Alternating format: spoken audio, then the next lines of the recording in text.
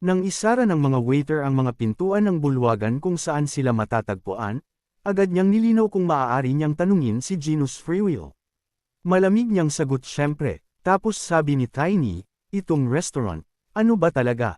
Genus. Parang kanina pa niya hinihintay ang tanong na ito, nakangiting nagpahayag na dapat silang dumiretso sa punto, at pagkatapos, sa pagpitik ng kanyang mga daliri, lumikha siya ng asul na ulap sa paligid nila, na ikinagulat ni Tiny, na naharang ang tunog. Hindi simple ang lalaking ito. Siya ay may napakalinaw na kontrol sa mana at ang mga elementong Genus Freewill, nagsimula. Ito ay isang mahusay na restaurant, ngunit ito rin ay nagsisilbing isang sangay ng Royal Intelligence Gathering Organization Dragon's Eye, na matatagpuan sa kabisera. Agad niyang inulit sa sorpresang pangangalap ng impormasyon ang organisasyon na sinabi rin ni Genus na ang mata ng dragon ay umiiral sa suporta ng prinsipe dahil sa kanyang paghalili sa estado. Ito lang ang organisasyon sa palasyo na mapagkakatiwalaan nila, ng mga Valentino. Kumuha ng isang rolyo ng papel mula sa loob ng bulsa ng kanyang jacket, inilagay niya ito sa mesa at nabanggit na hiniling ni Asgard na dalhin siya dito kahit isang beses. Iniisip ng duke na ang lalaki ay minamaliit ang impluensya ng royal connection sa parehong oras, napansin din ng Genus Freewill na may isa pa dahilan kung bakit siya dinala dito. May mga 10 araw pa bago ang kasal, at sa pagkakaalam niya, tanging mga miyembro ng royal family, royal knights at mga direktang tagapagmana ng Valencia, ang maaaring bumisita dito.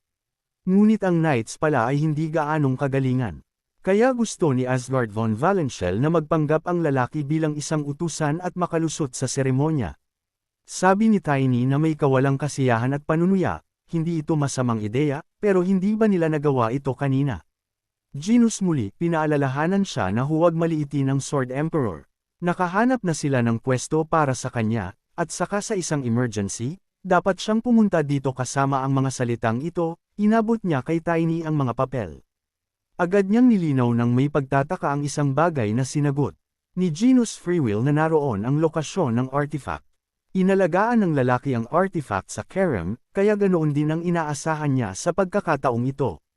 Napakamot ng ulo si Tiny noong una at sinabing sigurado siya, pero pagkatapos ay sinabi niya, okay, kaya niya. Nakangiting sabi ni Gina, ang galing. Pagkatapos ay dapat niyang pag-aralan ang mapa. Maaaring magamit ito pagkatapos ng ilang oras, nang sa wakas ay umalis sila sa bulwagan, tumingin siya sa paligid, napansin na kakaiba ito. Sinalubong sila ng isang waiter, tinanong ng isa kung nagustuhan nila ang menu.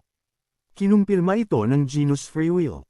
Oo, ito ay lubhang karapat-dapat. Napaatras ng konti si Tiny, biglang naagaw ang atensyon sa taong dumaan at gamit ang kakayahan niya, bigla niyang napagtanto, teka, ito pala ang prinsipe. Hindi nagtagal ay nakaupo na siya sa tapat ni Bradley von Asselt, na nakangiting tumango, nagkataon lang. Hindi niya akalain na dito siya magkikita.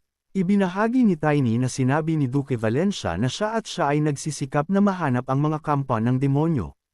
Nagulat si Bradley noong una, ngunit pagkatapos ay tumango at ipinaliwanag na pinakamahusay na protektahan nila ang kanilang sarili. Sa kanya, ang nagligtas kay Caron, siguradong mas kalmado sila. Pagkatapos Tiny, binago ang kanyang tono sa isang mahigpit at malamig na tono, nagtanong kung ang prinsipe ay maaaring sabihin sa kanya kung ano ang nangyayari sa pagitan ng mga miyembro ng royal family. Makakatulong ito na protektahan ang lahat mula sa mga potensyal na panganib. Ngunit halos kaagad, nagsimula siyang mag-isip sa takot. Masyado bang prangka ang tanong niya, at naisip na niya kung gaano kagalit si Asgard von Valentia na sisiga na tulala siya. Napagtanto niyang bugbugin na naman siya ng duke. Gayunpaman, medyo mahinahon na tumugon si Bradley von Oslo na maaaring magamit ito, ngunit mas sigurado siya na nakuha ng lalaki ang karamihan ng impormasyon mula sa mata ng dragon. Ano ang gusto niyang malaman? Tiny, maingat na nilinaw na naniniwala ang prinsipe na sa mga miyembro ng royal family ay mayroong gustong sirain ang bansa. Napaisip talaga si Bradley, at pinag-krus niya ang kanyang mga braso sa kanyang dibdib, sumagot na hindi niya naiintindihan ang intensyon ng binata. Ngunit mayroong ilang mga ganoong tao, mayroong mga 3 sa kanila, naiinip na bulalas ni Tiny. Sino sila? Sinimulang ilista ni Bradley von Oslo, una, ang ina ng kanyang minamahal na mga kapatid.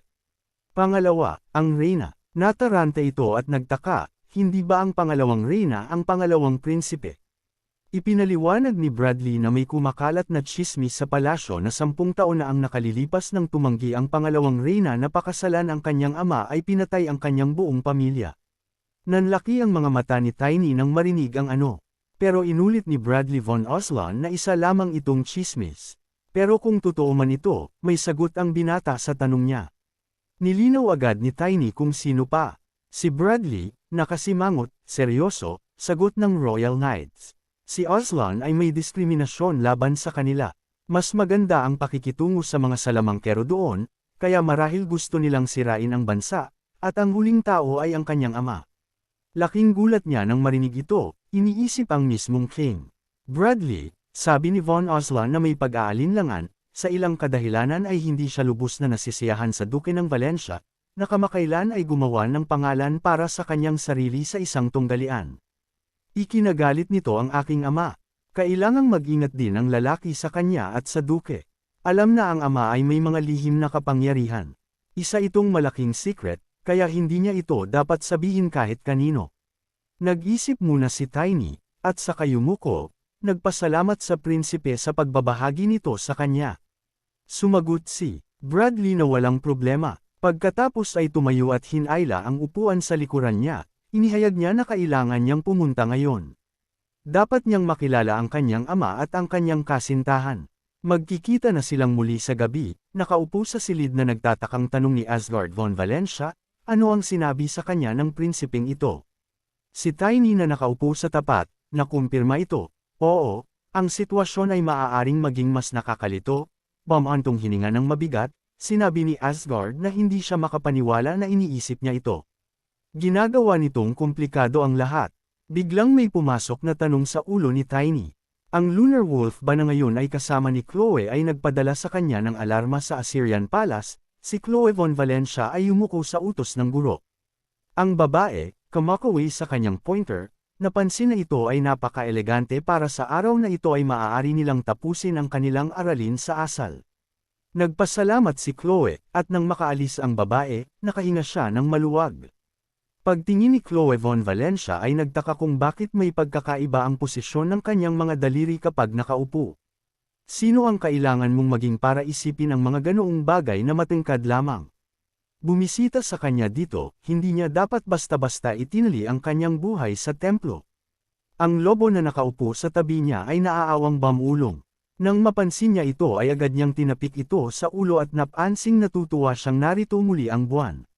May kumatok sa pinto, at inihayag ng mga katulong na ang Crown Prince ay dumating upang makita siya. Nagulat si Chloe dito, at pumasok si Bradley Von Isla sa kanyang silid. Una sa lahat, nabanggit na siya ay gumawa ng isang mahusay na trabaho ngayon. She looking at him with surprised eyes, binati si Bradley at sinabi rin na madalas itong bumisita sa kanya nitong mga nakaraang araw. Nahiya siya at namumula. Ipinaliwanag na kung pag-uusapan natin ito, lahat ng kanyang pagod ay nawawala kapag nakikita niya ang kanyang mukha. Namula rin si Chloe von Valencia sa papuri at naisip, paano niya nasasabi ang mga ganoong kat-amos na bagay kung siya ang prinsipe ng Kingdom. Bradley von Oslan biglang dagdag na alala niya rin na may meeting sila ng kamahalan sa gabi. Nakangiting sagot niya, oo, syempre. Nagbabala siya na maaaring maging mahigpit ang kanyang ama, ngunit hiniling niya kay Chloe na tiisin ang lahat ng ito para sa kanyang kapakanan. Kailan nilinaw ni Chloe von Valencia kung ano ang mali? Inamin ni Bradley na galit ang kanyang kamahalan kay Valencia, o mas tiyak, sa kanyang biyenan. Labis na naguluhan si Chloe dito, at nilinaw pa rin niya, galit ba siya sa kanyang ama. Ngunit sa parehong oras, naalala niya na narinig niya ang tungkol dito, ngunit itinuturing na tsismis lamang ito. But then, bakit siya pinili ng Crown Prince para gumanap na prinsesa? Hinawakan ni Bradley Von ang kanyang mga kamay at sinabing hindi siya kapareho ng pananaw ng kanyang ama, kung paanong siya at siya ay magkakasama kaya ang kaharian ay makikiisa sa duchy. Siya ay medyo nagmamadali upang tapusin ang kasal, at ito ay maaaring lalong inisin ng kanyang kamahalan. Gusto niyang maintindihan siya nito. Si Chloe, na sinusubukang hindi magpakita ng discomfort mula sa kanyang pressure, ngumiti at sumagot ng oo, syempre. Ngunit sa parehong oras, naisip niya na may kalungkutan na sinabi ng kanyang ama na matagal na niyang kilala ang kanyang kamahalan. Kung ang galit ng king ay mas malaki kaysa sa mga sabi-sabi, kailangan niyang sabihin sa kanyang pamilya ang tungkol dito. Pagkapasok ni Vincent von Oslan sa silid ng trono, ang lahat ng mga katulong ay agad na ibinaba ang kanilang tingin sa sahig, yumuko sa kanya. Nakayuko din si Bradley von on Chloe von Valencia habang pumalit sa kanya. Si Bradley, na nakaluhod kasama niya sa harap ng trono, ay nagsabing saludo siya sa kanyang kamahalan. Ipinatong ni Vincent ang kanyang ulo sa kanyang kamay, hiniling sa kanila na bumangon din nang tumayo silang dalawa. Magalang na tinanong ni Bradley von Oslan kung maayos ba ang kalagayan ni tatay, na nakangiti. Sagot niya, syempre, ang kanyang anak ang pumalit sa karamihan ng mga gawain sa gobyerno. Kaya bakit siya dapat makaramdam ng masama? Muling yumuko si Bradley at sinabing convention lang ang kanyang partisipasyon. Ang kingdom ay pag-aari at pag-aari ng kanyang kamahalan. Ang kapangyarihang taglay niya ay ibinigay sa kanya ng kanyang ama. Si Vincent von Oslan, na binigyan siya ng masamang tingin, ay biglang nagtanong ng masama, pagkatapos ay kung gusto ng kanyang anak na ibalik ito.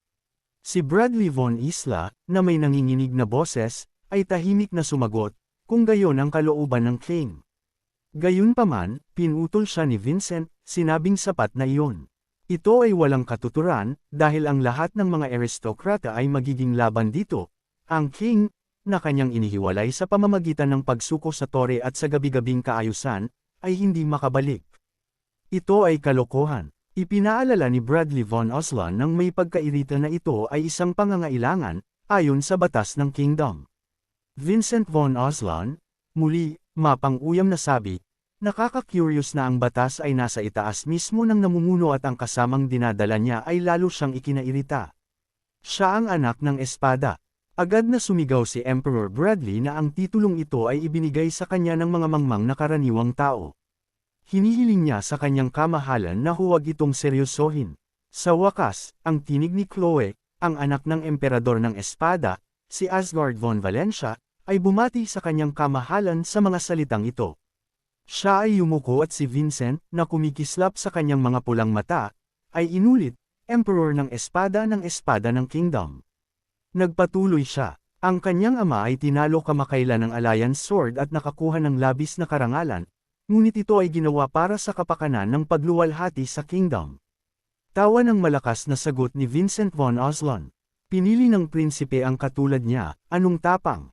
Pagkatapos pumalakpak ng kanyang mga kamay, bigla niyang sinabi ng matalas at malamig, ngunit kailangan niya itong bigyan ng babala, at ang kanyang ama, si Asgard, ay napasigaw sa gulat na ama, ang Lunar Wolf na nakaupo sa balikat ni Chloe von Valencia sa lahat ng oras, ay umungol at nagpadala ng mga senadoryas kay Tiny, na, pagkarinig niya, ay tumalon mula sa kanyang upuan at inisip kung ang king ay tinutugunan siya. Si Vincent na bumababa kay Chloe, sinabi na may parehong malamig sa kanyang boses, ang angkan ng Oslan ay namuno sa mga tao mula pa noong unang panahon. Ang mga simpleton, tulad ng mga supermen, ay hindi mababago ito, at ang korona ng kanilang pamilya ay ang king. Agad na napagtanto ni Chloe von Valencia na marahil ang kanyang kamahalan ay nagnanais ng higit pa sa isang kingdom. Tumayo si Vincent von Oslan na nakakunot ang noo, nakatingin sa ibaba. Excited na tawag sa kanya ni Chloe von Valencia. Biglang humakbang si Bradley von Oslan para harangin siya, mariin niyang sabi sabay lingon kay Vincent von Oslan para kumalma. Napatingin sa kanya si Chloe von Valencia na nagtataka.